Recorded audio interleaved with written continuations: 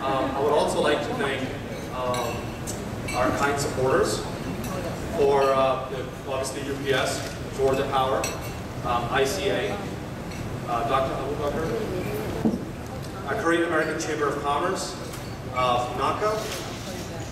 We have Yoon Law Group, OCA Georgia, Paul and Ellen Kim. Thank you, Governor Barnes, for your law firm. Josh Campbell, ARIA, APAC, and also to all the members for supporting this cause. I would also like to thank you and recognize the Vice Consul Yu, the Republic of Korea.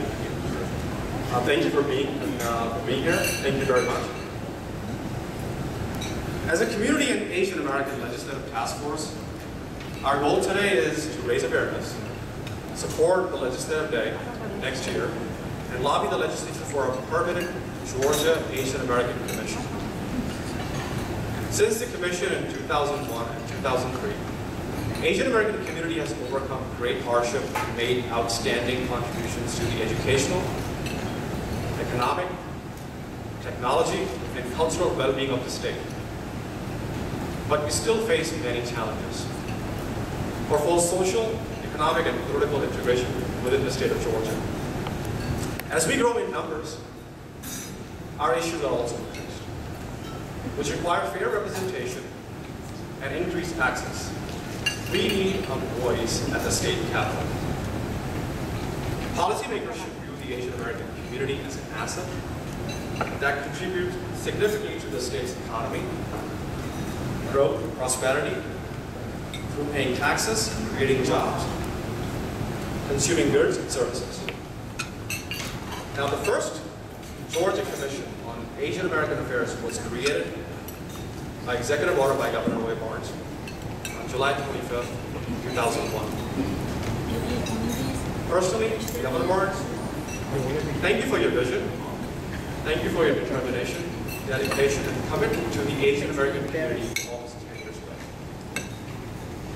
I'm going to make our speeches very short.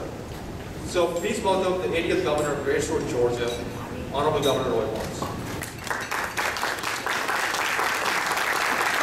Well, I want you all to know that I'm a recovering politician.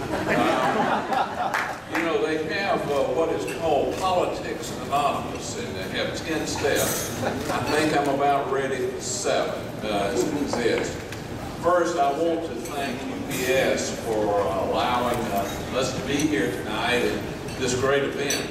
UPS, as we were just talking a few minutes ago, is one of our great corporate citizens. Oz Nelson, who is a former CEO of UPS, was and is a great friend of mine and dedicated long hours in 2 areas of Georgia's well-being. First is child welfare, and secondly is education. And UPS has always been a leader in giving back, and we appreciate so much allowing us to be here tonight. Let's give UPS a round of applause. I will have some more remarks later, but suffice it to say that what was started with the commission now over, well, almost 15 years ago, it has blossomed into a growing community that is made up primarily of professionals and those that give back to the community.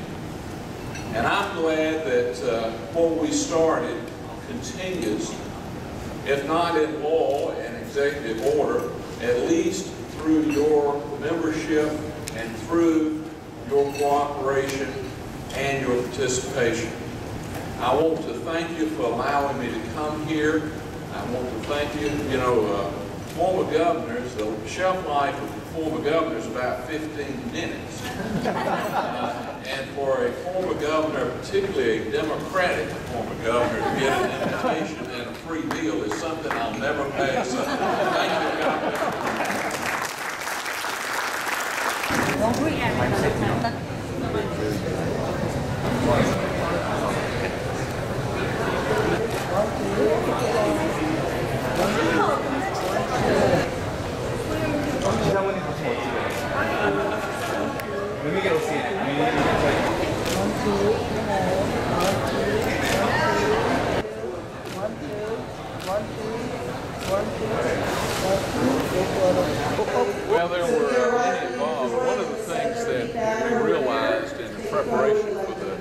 2000 census was that Georgia's population was changing and becoming much more diverse. And the Asian population was one that was not only beginning to grow, it in the last 10 years, since 2000, has exploded. And so I thought it important. We formed two commissions, two separate commissions. One was Hispanic Commission and one was Asian American Commission, because that was the two groups that we had that was growing the fastest. And we wanted to make sure that we could integrate them into the state and to integrate them into the state government, so that they would have a power, position of power and influence. And that was the beginning of the Asian Commission. They were a very diligent group, and they hard-working, very diligent and hard-working.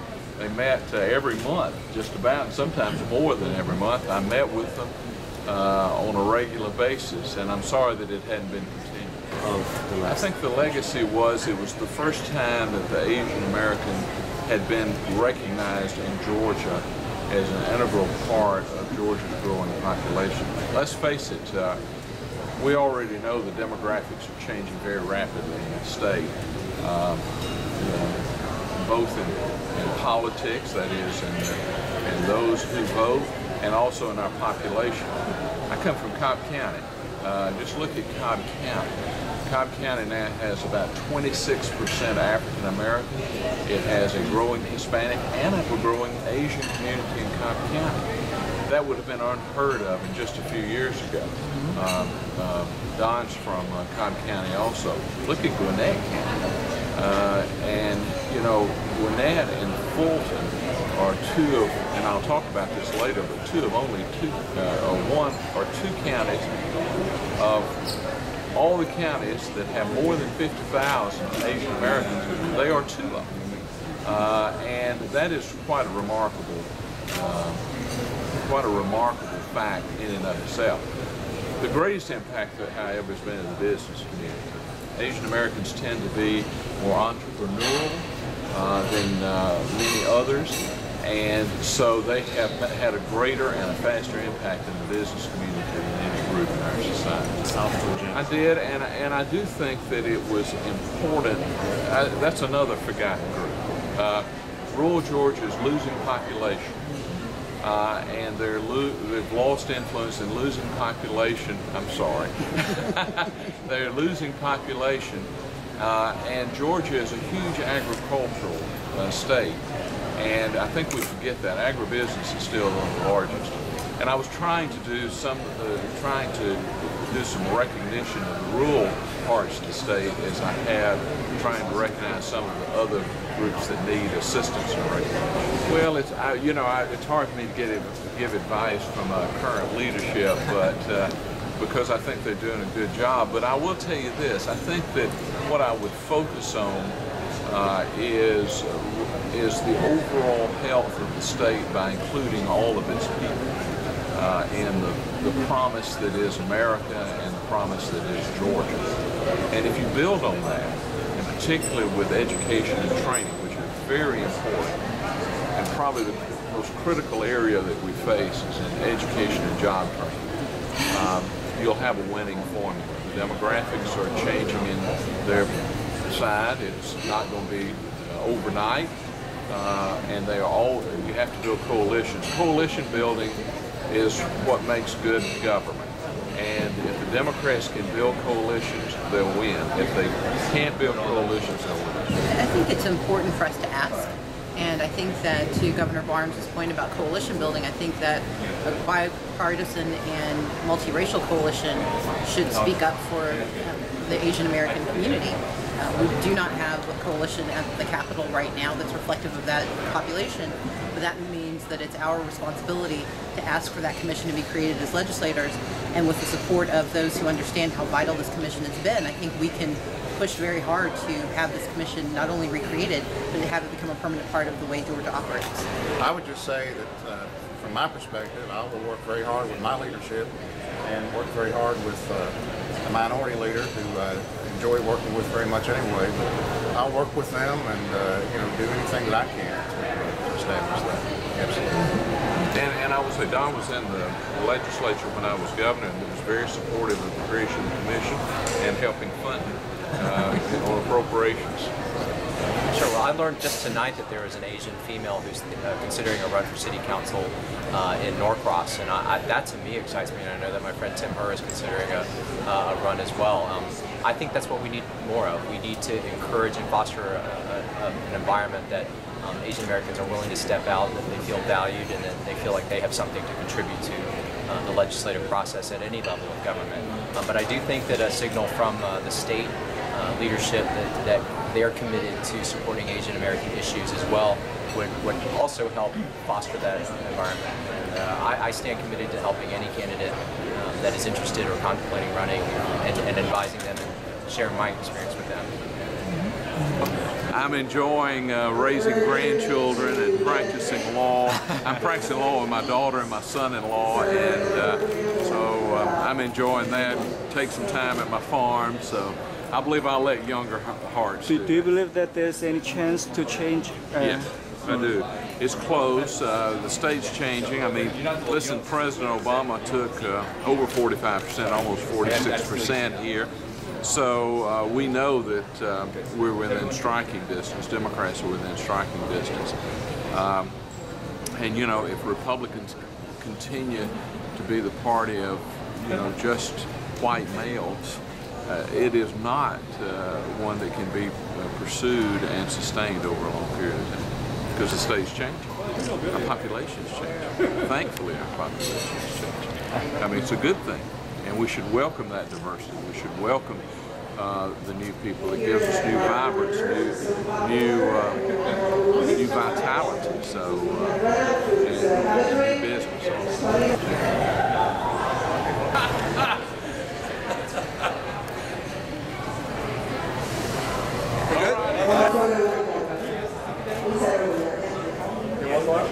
I'll take welcome to UPS's corporate headquarters. We've been citizens of Georgia and certainly Atlanta here now for 22 years and been in this building since 1995 and been thrilled to be a part of the community, and certainly our relationship continues to grow in this area.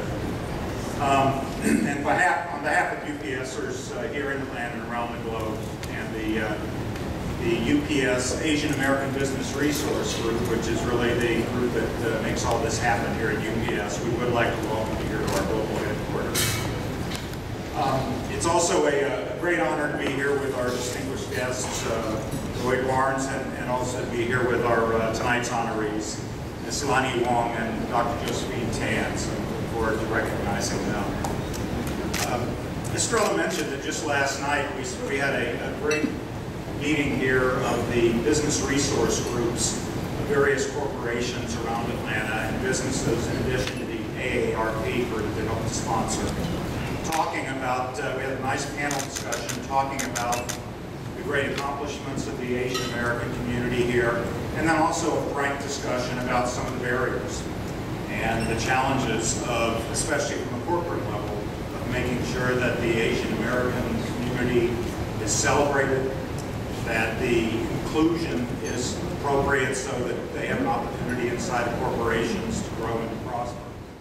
The worst decisions are made when everybody thinks the same way. But I think the latest area that we've been thinking about, and certainly this has been an area that UPS has begun to understand better, and I think a lot of the corporations are, is not just diversity in the sense of having a representative group, but inclusion in the sense of appreciating and celebrating and including a diversity of thought into the center of corporate decision-making process. So there's a difference of diversity for diversity's sake and true inclusion, which means creating an environment in which the best of all cultures can be celebrated and also opportunities to be offered. So anyway, that's really what business resource groups are about inside of corporations these days. And you know, I'm excited to see the group of UPS helping to drive that spirit. Glad to be here at UPS. UPS is a wonderful corporate partner here in the city of Atlanta, and certainly the work that you do makes us proud. And it certainly is work that not only makes a difference in Atlanta and the metro area and the state of Georgia, but certainly our entire country and the entire globe.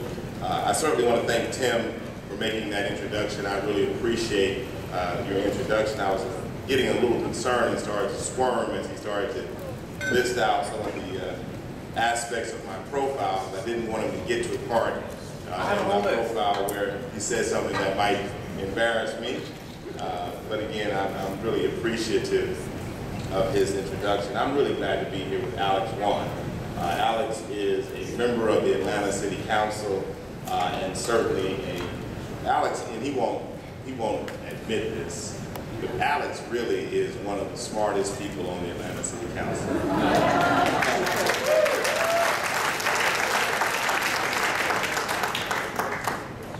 And what's really neat about Alex, and I'm having a great time because I'm embarrassing him, and I'm going to do that. But what's neat about Alex is that Alex is so smart, but he's also got people sense.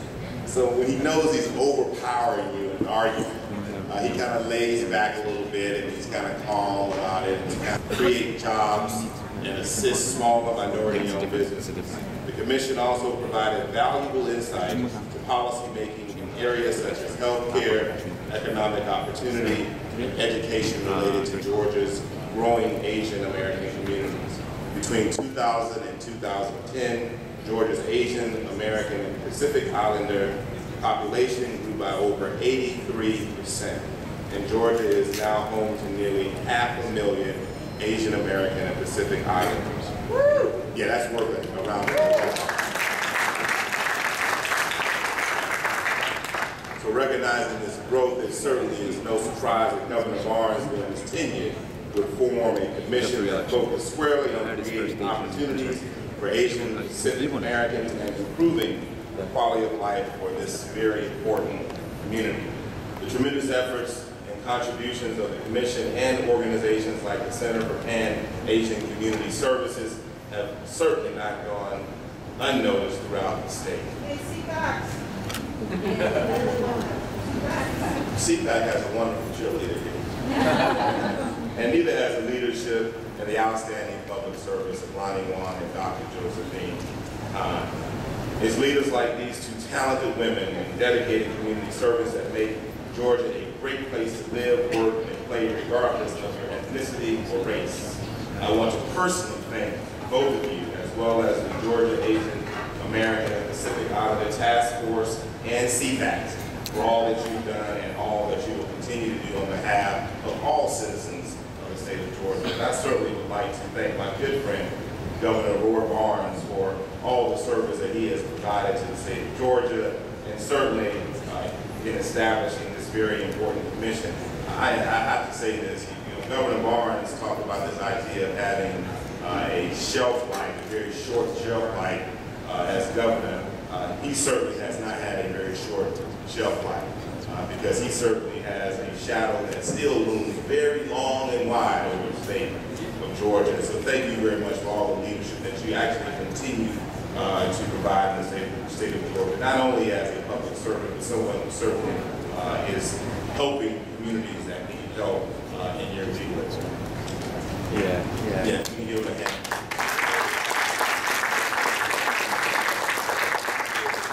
I just want to thank you all for inviting me to say a few words this evening, and I'd like to take this opportunity to ask Alex Wan to come and join me as we present a proclamation.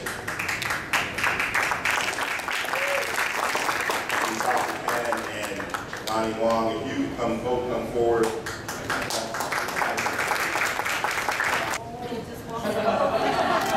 So thank you all for being here. I certainly would love for Alex to present the proclamation, read the proclamation. He's going to make me read the proclamation. I'm not going to read the entire proclamation. I've taken more time than allotted for me, but this is a proclamation in recognition of Georgia's Asian American Commission. And so this is really celebrating the legacy of the commission, but this also in many ways is going to hearken the call for the creation of a new commission here in the state of Georgia. So we will deliver this and maybe even a resolution to the office of Governor Neal.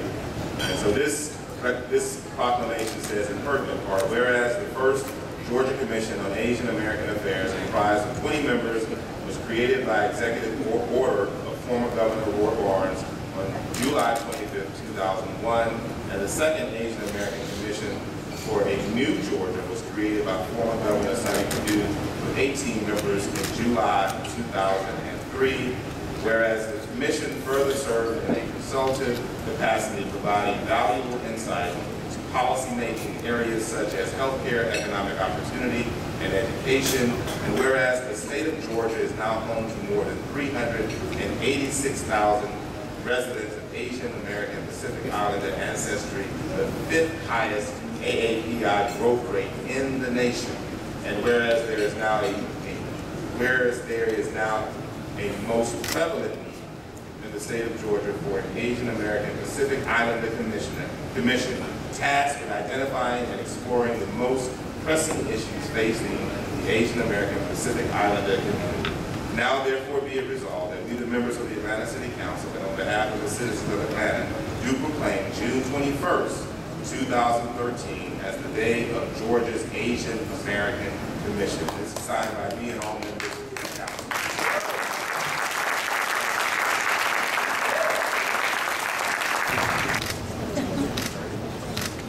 Right here.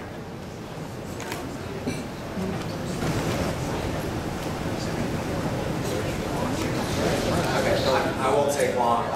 I grew up in Atlanta, and I remember a time when my sister and I were the only Asians in our elementary school and high school. And it really is exciting for me to fast forward 30-some-odd years. Actually, it's more like 40-some-odd years. I should be honest. And see a very engaged and committed and a very serving Asian community, a growing Asian community here in Georgia. I'm thrilled to be a part of it. And one of the things that I'm especially happy tonight to be presenting these awards to both Lonnie Wong and Dr. Tan is that they're friends of my parents. So they've known me since I was a little kid running around being obnoxious. Now I'm just a grown-up being obnoxious. But I also know that at events like this I have to behave or they're going to go back and tell my parents on me. But you know, with Lonnie, she's just been a quintessential community servant. I mean, she's been a role model and a mentor for me, but the way she tirelessly works for the Asian community, trying to bring everybody together, all the different ethnicities within our community together, and to also engage the corporate community to forward our vision. She does this out of a true passion in her heart, and is an inspiration to me every day that I serve on Atlanta City Council. So I'm really thrilled to present this to Lonnie Wong, our community leader, my mentor, most of all, my friend.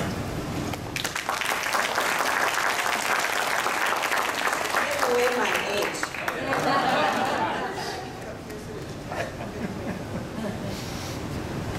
And let me say a few words really quickly about Josephine Tan. To me, what's been remarkable to watch for me is that when we were growing up, we really didn't have role models that were engaged in the corporate community.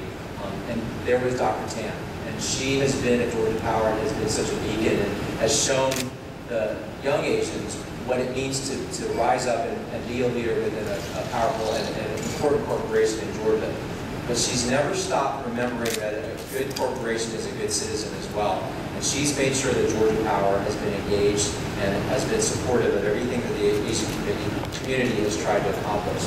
And that to me is priceless. I think it really speaks to her character. And again, I'm thrilled to call her a leader, a mentor, an inspiration, but also a friend.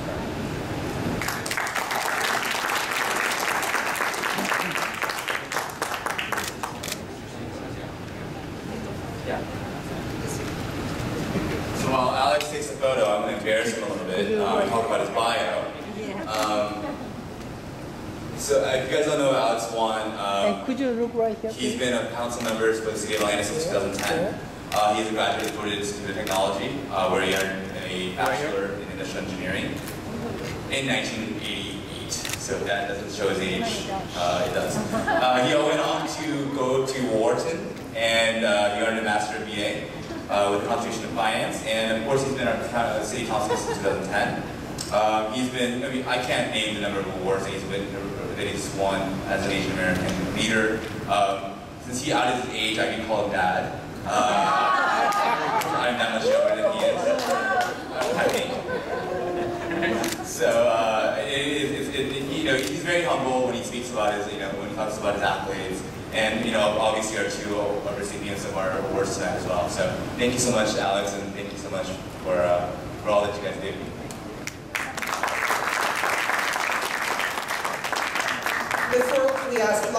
Josephine, just please stay on the stage. I wanted to ask them to just say a few words about their tenures as the first and second chairs of the first two Asian American commissions of Georgia and the extraordinary work that he did to lay the groundwork for us in the future. Lonnie? Actually, I have more than a few words to say. And good evening, and thank you, Governor Barnes. And I want to say thank you to all of you for recognizing me tonight as the first chair of the Asian Affairs Commission. And tonight brings back a very good memory of us working together in the Asian American community. I think that was the best experience for me. And other than that, I want to say thank you, Governor Barnes, for your inclusive vision, progressive vision in inclusion, and to create the Asian American and Hispanic American Commission. I think this is the first in Georgia history, and I have enjoyed working with Stephen Choice. Steve Choice is my partner in working to create this commission, and without his working so hard, this commission is not possible. So I remember that together, he and I, we have helped create this very inclusive and diverse commission, and also include key department head and elected official. And within a year, since we incorporated in 2001, with hard work and many input from the community, we have compiled a very comprehensive report to address many of the challenges facing the Asian American community, such as access to government services and representation of Asian American in government agency. And among many of those issues, I think we compiled over 300 topics that was included in the report. So anybody interested in, I still have the report. I'd be happy to share. It has been more than 12 years since the first commission was established, and we have seen many challenges. Government agencies now have hiring many bilingual employees, and many Asian American are now in state capital. We have Asian in Secretary of State office, Speaker of the House office, and also we have representation at the Georgia Department of Economic Development agency. So I remember when I first moved here in 1977, I could not have imagined the huge leap and bounds that we have made over the past few years. The Asian American community is so proud of Judge L. Wong and Councilman Alex Wan and Representative E.J.K. Peck that representing Asian American leadership in Georgia. And I hope to see progress continue with the appointment of more Asian American in decision-making positions. So we have to work hard on that. I don't think we have one appointment yet with the government deal administration. So we still have chance to push on that one. So this will be our next chapter in which we will write together to make a future for all of America. So thank you again for the opportunity to talk to you.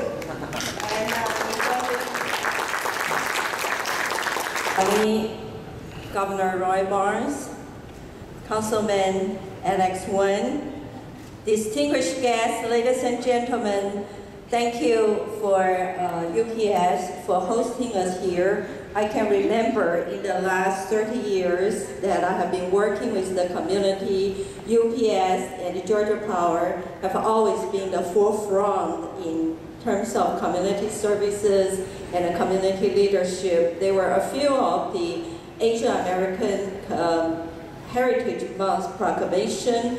We met over the state capitol, was also hosted by UPS and Georgia Power. So sincerely, thank you for the good work, and thank you, Estrella. The Asian American Commission, I guess Lonnie Wang and I have gone a long way because both of us are the only two persons served on both Governor Roy Barnes' commission as well as Governor Sonny Perdue's commission. So one of the goals of the Asian American Commission was to provide the channels of communications between the state and the local governments with the private sector. So I guess that word, communication, really took a lot of the good hard work.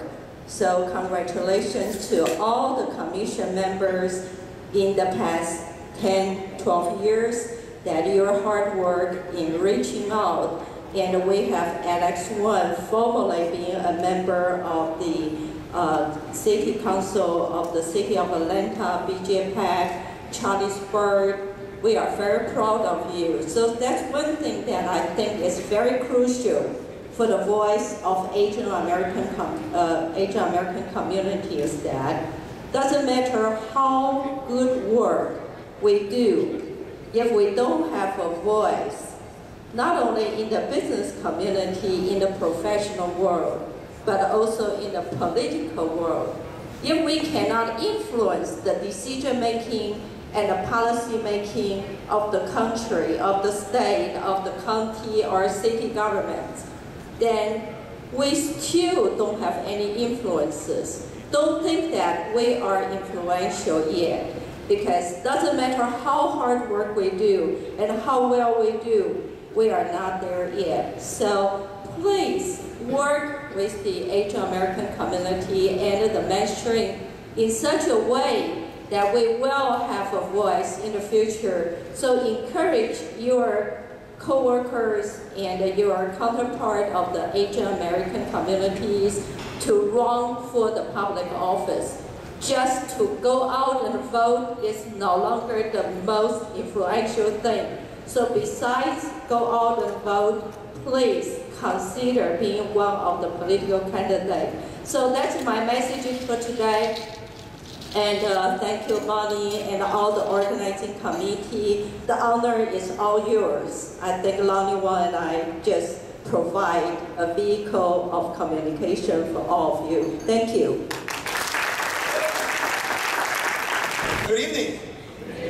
This is like, homecoming. A lot of people we saw, well, we had an event not too long ago that we went in. We will work to do a better job next year when we're in session. And I know that I want to feel you guys welcome to the state capitol. And then I know about the commission, and I don't know if I need to spank Governor Barnes for this or not, but I moved to Georgia in 1995 as a corporate transfer.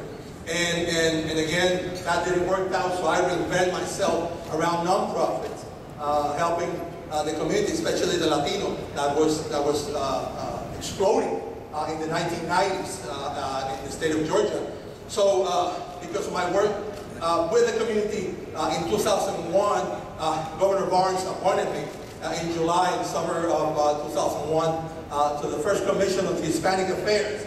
And we had a lot of issues. We had a lot of things at the state those days, and I know Lanny, when she was saying about the report and everything, we had also those issues as well. And again, on education, on health, job creation, economic opportunities, you name it. In fact, we were dealing with driver's license those days, especially for people that were undocumented. So that was a kind of a tough job. And I wanted to, not to be remiss, but I wanted to thank UPS, always being very opening for everyone. You're one of our own. So, it's truly remarkable that, as a Georgia's company, UPS strives to really accommodate and really be open to the demographics and to the diverse community that it makes Georgia this great state. And again, I concur on many things that we've been saying, that yes, we had Governor Barnes doing the commission on Asian affairs. We have the new commission for the new Georgia commission as well. So we need to encourage it. And this is going to be our homework. That for us to, the new government under Governor Deal, to please take a hard look at proudly coming back and reappointing another commission on Hispanic affairs. I think the time is right. We've seen it. We have read it. We have seen it in TV. I think the time is right. The demographics are there. I think we need, again, to pull together and do a commission not just on Hispanics and Asians, but I'd like to see a bipartisan commission as well, because I think that's where the key. Because both sides got real good ideas, and we need to share those ideas. And like everybody says, we agree to disagree, and that's part of the process. That's part of the healthy debate that we need to have in Georgia at this stage. I think the very best quote I ever heard is attributed to Hubert Humphrey. Hubert Humphrey said that politics was a disease of which the only known cure was embalming fluid. That is true. You know, I appreciate, again, UPS hosting this event. I also appreciate all the kind words that you've had for me tonight. Politicians can get caught up in those kind words. You know, every time when you're governor, you introduce the best governor we ever had. Well, it's always whoever's governor is the best governor you've ever had. You'll find that out as you go along. But I've got to tell you this one story that happened right after I was elected governor that kind of tells you to keep your feet on the ground and not be carried away with all the platitudes and all the things that are said. I love baseball, and I've been a long time Atlanta Braves fan. When I was a kid, we didn't have the Atlanta Braves here. We had the Atlanta Crackers here. We played down at Ponce de Leon Park. And the only baseball team we could get on the radio at night, if it was clear, was from WWO atop the Roosevelt Hotel in downtown New Orleans, and they broadcast the St. Louis Cardinals. But anyway, I've had baseball tickets for years and years, even back during the times when nobody was going to the Braves. But after I got elected governor, I kept my seats that I've had for years. The governor has a box down front, but when you're down there, everybody's talking to you and everything, and I like to watch the baseball game. So one night, the first year I was governor, I went to the baseball game, and Mary, my wife, and our daughter Alyssa, and the state trooper who was in plain clothes, went. We sat down in the seats, and you know, you kind of have a nodding acquaintance with everybody around you. And they were saying, "Good, congratulations," you know, and everything. Well, thank you. So we were sitting there watching the game, and the people that were in front of us that night were not there. And about the second inning, some of these good old boys having a night out on the town, drinking a little beer, they slipped down and took the seats right in front of me, which was all right. And we were playing the Florida Marlins that night. And every time the Florida Marlins did something like get a hit, there was this obnoxious Florida Marlins fan behind us that would yell, you know, in favor. And one of these boys that was sitting in front of us would turn around and shake his fist at him and, you know, give him a few words. And when he turned around, he would look at me and he knew me from someplace. But he couldn't put together exactly where he was and knew me from. And this went on for a couple of innings, you know. And all of a sudden he turned around, it was like a light bulb went on. He said, "Hey, buddy," he said, "do you work down at the Ford plant?" He thought I worked at the Ford plant. I said, "No, but I drive the Ford." I said, "It's a very good automobile." So sometimes you don't worry about all the platitudes and things that are said about you, because it makes it folks who don't think still working for you. I want to talk a little bit tonight, and I know we've been here a while. I'm not going to take a long time speaking. But I want to talk about the changes that have occurred in Georgia and the changes that you have brought about and that you're a part of and that are occurring. I grew up in this state in the 1940s and the 1950s and early 60s, and it was quite a different place. It was a population of about a third of what it is now. Georgia has been blessed with explosive population growth. And back in those years, we had no UPS and other Fortune 500 companies located in Atlanta except for Coca-Cola, the Southern wine. And it was the only Fortune 500 company we have. Now we have 15 that are headquartered in this state. It was a state that was just coming out of a very devastating depression that had been pulled up a little bit by the World War II and then the prosperity that began in the 1950s. Let me give you this fact. Until 1951, the state of Georgia did not support its public school systems with a uniform amount. They allowed the locals on. They didn't fund the school system. In 1951, we put in what was called the minimum foundation. It was a place that was completely removed from the rest of the world. I'll give you this example. I was born and raised, my mama said the cows are raised and children are reared, but I noticed there's not much difference in that. Now, I was raised or reared in the south end of Cobb County. A county that was largely agricultural at the time, and the only industry that had changed us was Bell Bomber, as my daddy said, the Bummer plant, changed Cobb County. I had never been to Athens, Georgia, which is only 75 miles away, until I went to college. I had never seen a college football game. I didn't see I'd never seen the Rocky Mountains or the Mississippi River. I had never been north of Washington, D.C., and the only reason I'd been there was because the school patrol went up there when I was in the 8th grade on a trip one summer. And look at us now. Look at how the population has changed. We were two racial groups in the 40s and 50s. They were black and white, and that was it. And blacks had no place in our society. I went to a public school for 12 years, and I never went to an integrated school because segregation was just being struck down. And when I went to the University of Georgia had only been integrated for 3 years.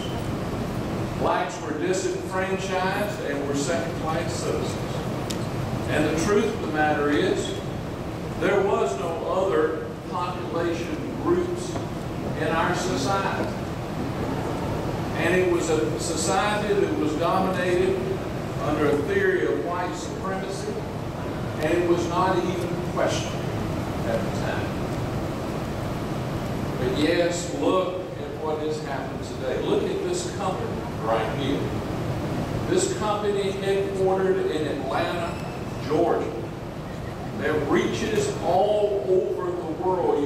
They can pick up a package from my law office and deliver it any place in the world from Atlanta, Georgia. And look at the population changes that we've had. Now we talk about a growing Hispanic population, and we have, Pedro talked about it just a moment ago. We have a growing Asian and Pacific population growing too. Some of it's been referred to here tonight. I saw in the late 90s that we had a growing Asian population that led to the creation of the First Commission. But just look what's happened during the last 10 years, since 2000. 2000 to 2010, Georgia had the 5th largest increase in the Asian American population of any state.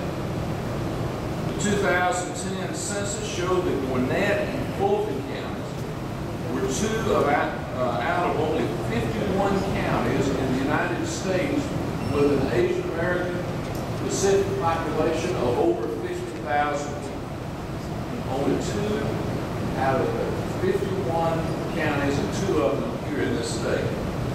And we know about the growth in Atlanta, where there's been a growth of 65% of the Asian American population. And in Atlanta, the Asian American population now comprises 5% of the city. Now, you say, well, how does that fit into the overall economic well-being of our people?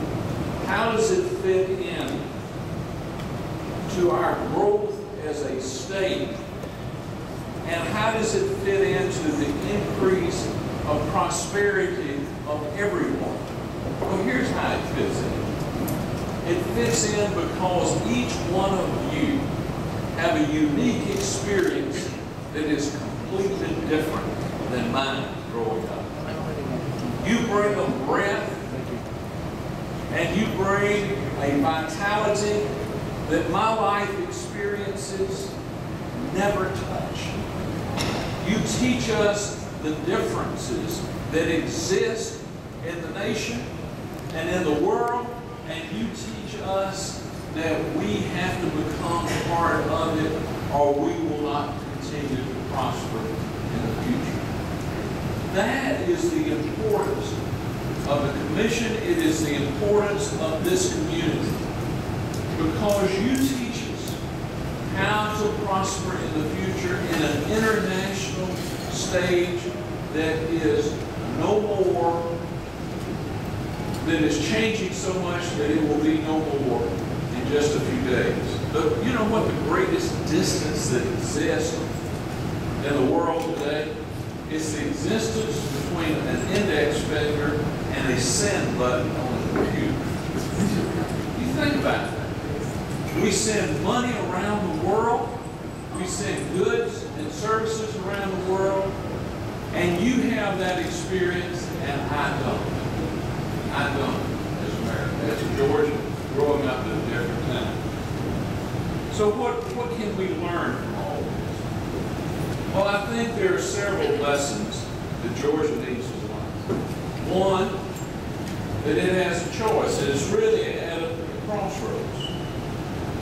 You can embrace the diversity of this nation and the growth that is occurring in this state, and you can prosper. Or you can fight it for a little while until the numbers overwhelm.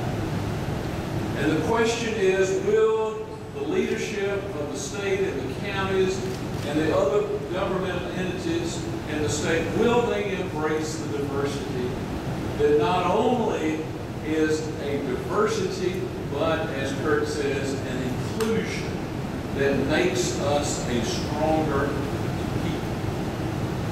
You know, I farm. We still farm. My family still farms and raises cows and all this stuff. There's a doctrine in the breeding of cattle and the way that you select. It's called heterosis, that you bring much together different, and it creates a stronger single bond. That is what has to be about the changing and the diversity. There has to be an inclusion that makes us stronger, that makes a bond stronger, and makes us more prosperous. Let me just say this, and I won't touch, and I know I've probably gone over my time. The greatest challenge, you know, I used to talk about this, and it's not changed since I was governor. I used to tell legislators, Don's heard as much, and I'm sure he's tired of hearing it. I used to talk about it, and I'd say, listen, quit worrying about all the things that are controversial and that absolutely mean nothing to the long term of our state. Quit worrying about when life begins and worry about the life that is here right now and trying to make a better Georgia. I I said there's three things you have to concentrate on.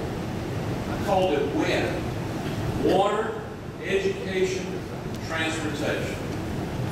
If you watch those three things, make sure that we have adequate sources of water to be able to grow. Make sure that we build an education infrastructure that trains a worker for a new global economy and that is heavy on math and science. And also build a transportation system that's integrated and that does include mass transit. Then we will have a prosperous state. I'm sad to report that we don't seem to have that focus. We don't seem to have that which will make sure that we have an improving education infrastructure.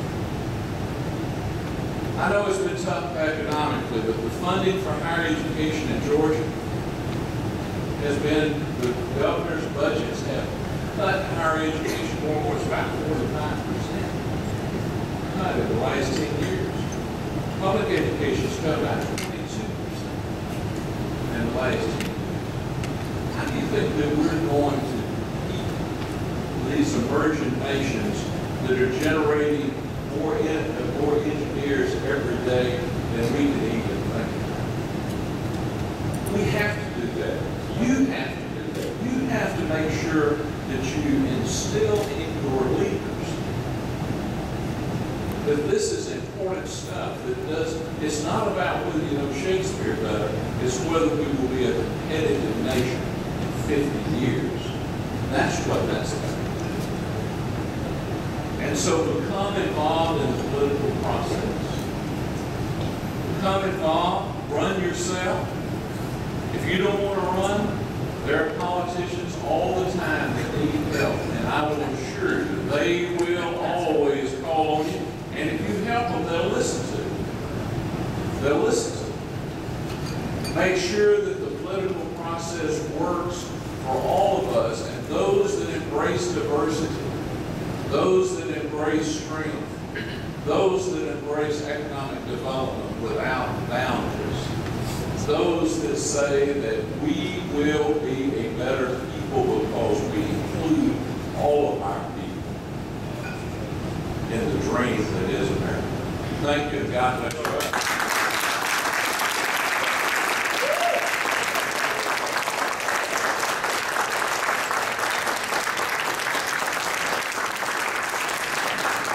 First Korean American and female private investigator.